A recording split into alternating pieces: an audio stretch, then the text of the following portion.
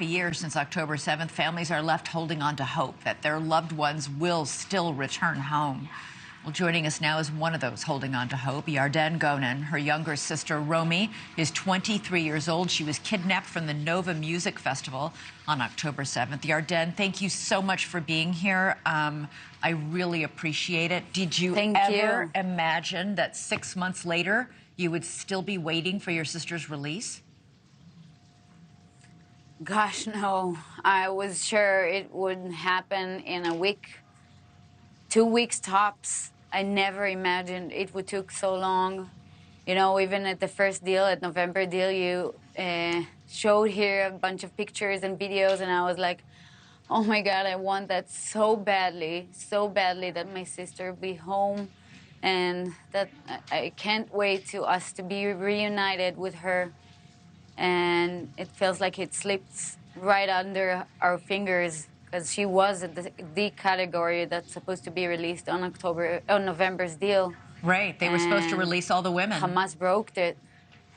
Yeah, they were, and we still have left behind 19 women. 5 of them we already know that are not among the living, unfortunately, and we have to make that deal happen. These current talks about the deal has to happen because we can't afford ourselves to lose another one of our loved ones to those terrorists that think they control the world. Do you still have hope she's alive? I know she's alive. How? I know it. So I don't know how to explain it. We're sisters. I feel my sister, you know, I can feel her. I see those videos and it makes me such a joy to see her laugh because I can really feel her strength, her fight for her life. I know that she's doing everything in her power to remain alive and to survive, even though we have no news about her, no sign of life since day 55. It's 130 days ago, but I feel it. I have a strong intuition, and I rely on it, and I will continue to rely on it up until the moment she'll be here. So you say something very interesting there, that you're certain she would do whatever it took to survive. Some people might not be that strong. You think your sister is? I'm sure she is. I know her. Ever since she's a little child, she cares so much for others and for herself. She knows how to make connections. She knows how, without even trying, she knows how to make people fall in love with her because she really is amazing. She's a ray of sunshine, and she's illuminating every room that she enters.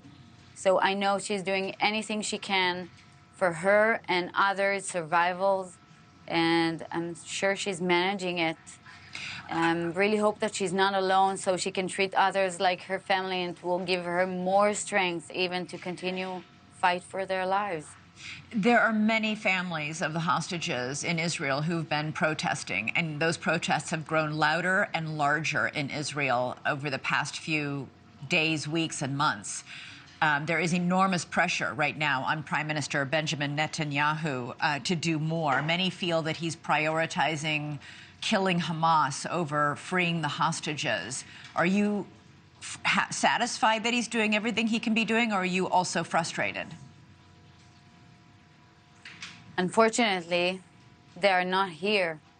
They haven't been released yet. So it means it's so harmful, and sorry, not harmful. It's painful for me to say that, but it even means that I haven't done enough to release my sister as long as she's not here with me.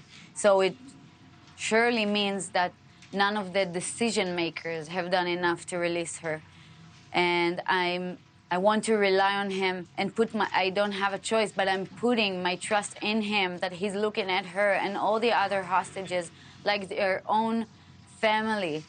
This is how he's supposed to treat that situation. He's the father of Israel. He's supposed to do anything he can, anything in his power to make them come home. The first mission of every government is supposed to take care of their own civilians. So I put my trust in him.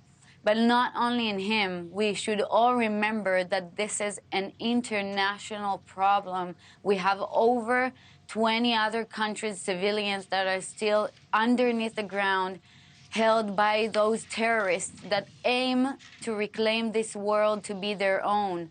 And we can't let terrorism win. We need all the governments of the world to reunite against terrorism and help us release all the hostages as soon as possible so we can show them that this is not how the free world acts. Yeah. We have to defeat terror. Thanks so much for watching. Go to joinnn.com to find NewsNation on your television provider.